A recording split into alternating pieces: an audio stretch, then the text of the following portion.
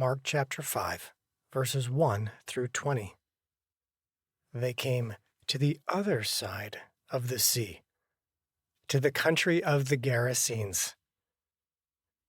And when Jesus had stepped out of the boat, immediately there met him out of the tombs a man with an unclean spirit.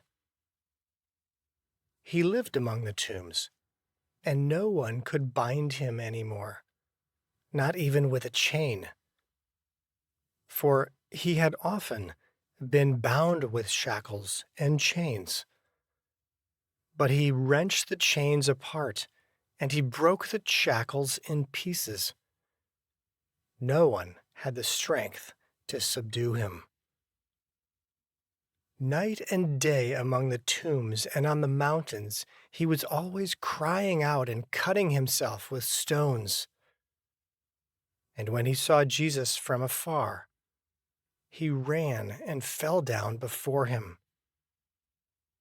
And, crying out with a loud voice, he said, "What have you to do with me, Jesus, Son of the Most High God? I adjure you by God, do not torment me." For he was saying to him, "Come out of the man, you unclean spirit." And Jesus asked him, "What is your name?" He replied, "My name is Legion, for we are many." And he begged him earnestly not to send him out of the country. Now a great herd of pigs was feeding there on the hillside. And they begged him, saying, "Send us to the pigs, let us enter them." So he gave them permission. And the unclean spirits came out and entered the pigs, and the herd, numbering about 2,000, rushed down the steep bank into the sea and drowned in the sea. The herdsmen fled and told it in the city and in the country, and people came to see what it was that had happened. And they came to Jesus and saw the demon-possessed man, the one who had had the legion, sitting there, clothed and in his right mind. And they were afraid. And those who had seen it described to them what had happened to the demon-possessed man and to the pigs. And they began to beg Jesus to depart from their region. As he was getting into the boat, the man who had been possessed with demons begged him that he might be with him. And he did not permit him, but said to him, "Go home to your friends and tell them how much the Lord has done for you, and how he has had mercy on you." And he went away and began to proclaim in the Decapolis how much Jesus had done for him, and everyone marveled. Okay, wow. So this is what happens when they got across the lake.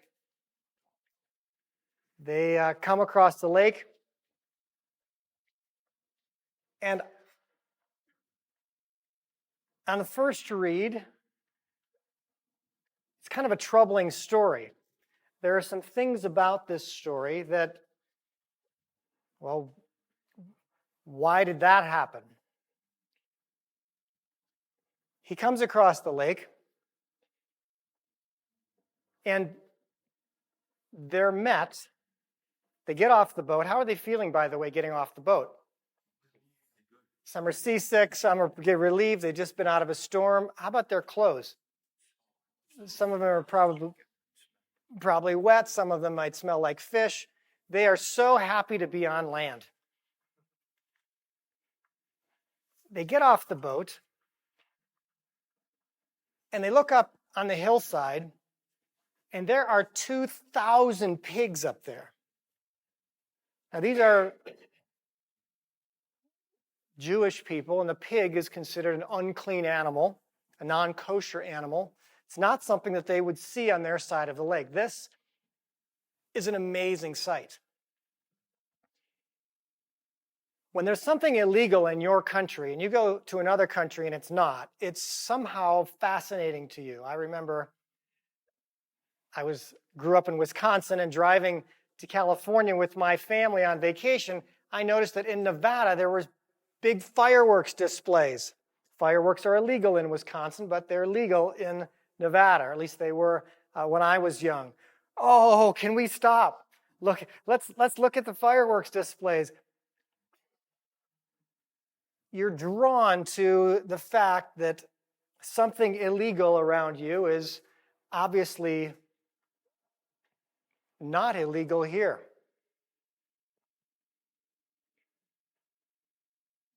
So they see this huge herd of pigs.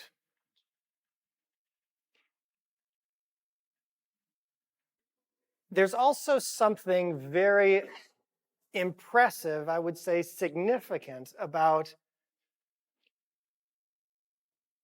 that size of a herd of pigs. If they would have seen 10 pigs, if one family had some pigs, what would they have thought? Well, a family has some pigs. I mean, they'd probably had seen them in the marketplace. But to see 2,000 pigs is, and this is, remember, the God of Israel has stated his law. And agree with it or not, when God has a law, it really, we can say, well, there are health reasons we don't eat pigs, or there are, in those days, there were some diseases that the pigs had. They do have some diseases called trichinosis. The trichina worm can live in the pigs. If you don't cook the meat very well, you can get this worm in you.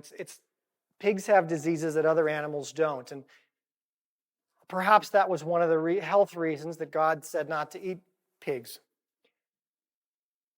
But we don't exactly know. He has laws that we try to explain away on health reasons, but some of them are just his preferences. If he created the world, he gets to say what he wants. It's like in your house, there are people who would say, we take our shoes off when we walk in our house. So if I go to your house, and one of your rules of your house is to take your shoes off, and I say, well, that's not a rule in my house, I'm keeping my shoes on. What's that going to do to our relationship? It says, I don't really respect you and your rules. I don't really care what your rules are. I don't see any reason why I can't wear my shoes, because I like to wear my shoes.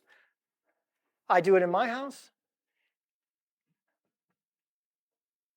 There's something about God's laws. We try to find reasons for them, but some of it's just a personal preference.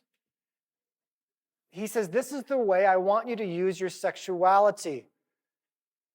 I want a man and a woman to marry, and then they can have sexual relations. That's the way I set it up. That's my law. I made it. That's the way it works best. That's the way I want it, he says. Would you do it the way I want it? And most of us say, well, I don't do that in my house. I want to do what I want to do. I get to treat my body and other people's bodies the way I've seen it done on TV. The point that I'm making is that God's laws don't always have to make sense to us. He doesn't have to explain himself to us. He's the creator. He made the universe. He gets to say how it runs. And if you want to be my friend, and I say take your shoes off in my house, you will be closer to me if you take your shoes off in my house. If you go through the trouble to respect me and the laws in my house. And we will be friends of God if we go through the trouble to respect his laws and the things that he says he wants done in his house. We will be closer to him. That could be why Peter, James, and John were closer. They might have respected his laws more. I don't know. But I do know that my closest friends are the people that do respect my laws. They know that I don't pick up the phone and make phone calls on the Sabbath. They do things that respect who I am. And even if they don't agree with that or follow those customs, they work around it and they respect me. So having that many pigs immediately when you get off the boat is making a statement. We don't think much of the God of Israel over here. Very powerful statement right off the boat. We do not think much of your God on this side of the lake. Just let's get that clear.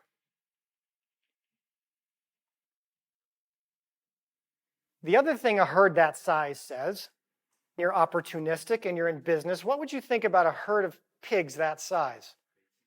That's a lot of money. Thank you. That's a tremendous amount of money. That's probably the largest herd of pigs they have ever seen. Actually, 2,000 of any animal. Somebody is making a lot of money over there. Probably they had heard rumors that there were big herds of pigs over here.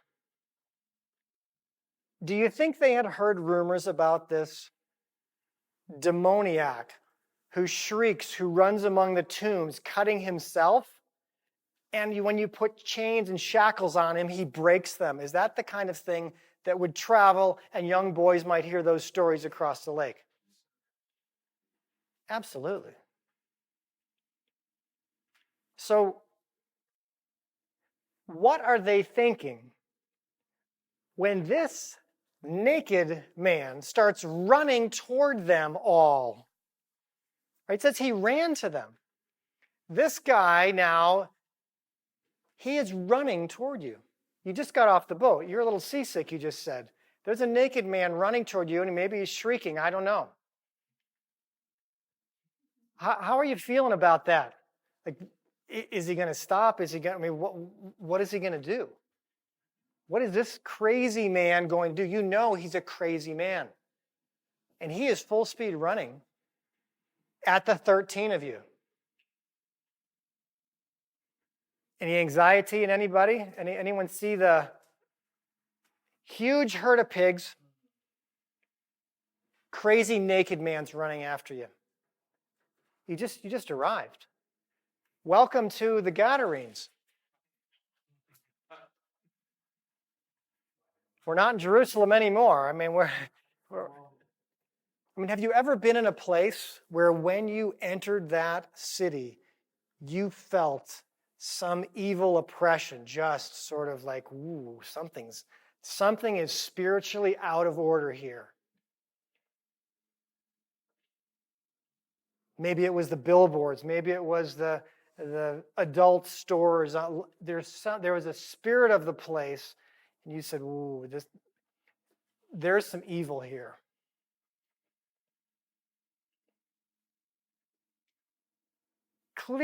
Clearly, these two incidents are showing us there's an absence of spiritual order in this place. There's something very out of order. And these men are going to see what Jesus is going to do about it. So this man comes. And what does he do? He, of course, is going to find the captain of the boat, attack him, bow down before him. Well, how does this man know? Jesus gets off the boat last. He's in the stern. How does this man know I'm going to bow down before that man? What is he seeing? And how is he seeing it? 13 guys got off the boat. Jesus about 30 years old. By the way, any 30-year-old men here? 29, 30, 31? So go and stand up for us. Get a good look at these guys. Right, this is about what Jesus would have looked like at that age. And very good chance the other guys around him maybe have been a little bit younger, but they're all getting off the boat. maybe late teens, 20s, 30s. You guys can sit down.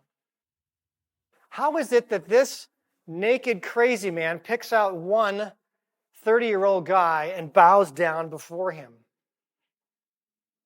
I mean, the disciples just said, remember they just said a few minutes ago or an hour ago, who is this that the wind and the waves obey him?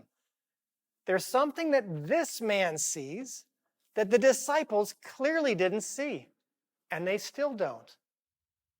There's something he sees.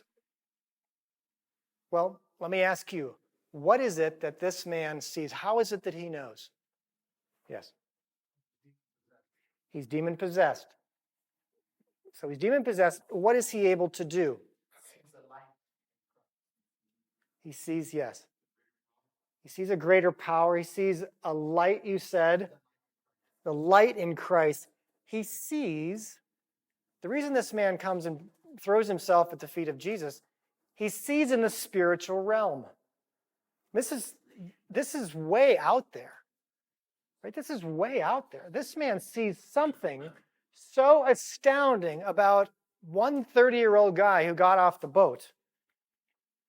Whether it's an aura, whether it's light, whether it's something, he runs to him and he throws himself down at this, just an average-looking 30-year-old guy, got off the boat, throws himself down. The spiritual realm, very real, very powerful.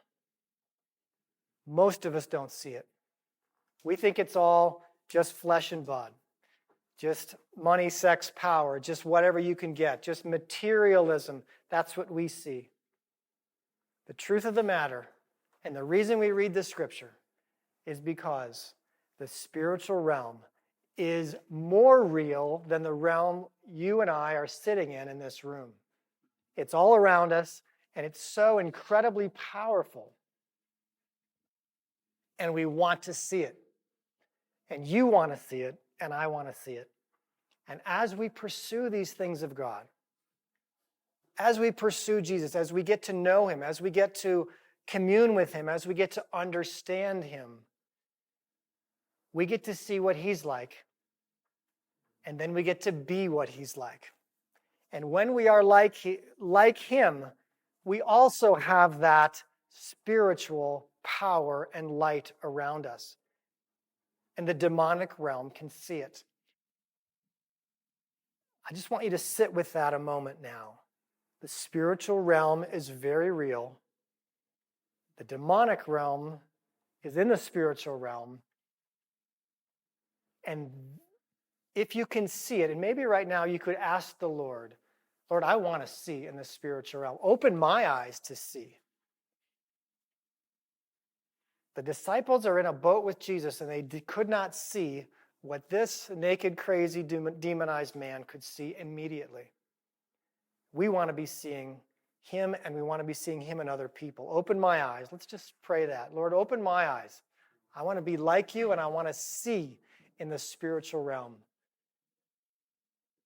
Open the eyes of my heart. That's the way the Bible says it. It's the eyes of your heart that actually see. Often your vision, your physical eyes will fool you, but the eyes of your heart, you will sense what is really him and what is not. And you do not want to be deceived. You want to be drawn toward his light and nobody else's. Let's spend a moment and just ask the Lord. Let's just ask. He loves that request. Jesus, I want to see you in other people. And I want to see you in myself. I want to see you in the scriptures. I want to see you in the sermons. I want to see you in your creation. I want to hear your voice. I want to sense that it's you. Speak to me, Lord. Speak to me.